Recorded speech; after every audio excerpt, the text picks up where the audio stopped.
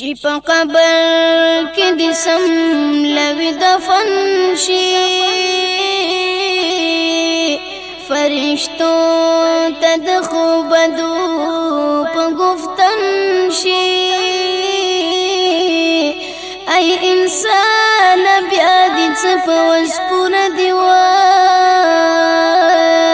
چې ملمه د لړمانو په مسکن شي فکر وکړه د خوبدو په ژوندون کې بدبختي د په وختو کې چې خفتن شي په تحقیق کې د نکیر چې ګرس په لاس وي منکر تبا تخپل زیر زبان شي لوی ماران تی تیز لشاکی ڈک لزهرو کاریو خوڑی د زهرو بمخزن شي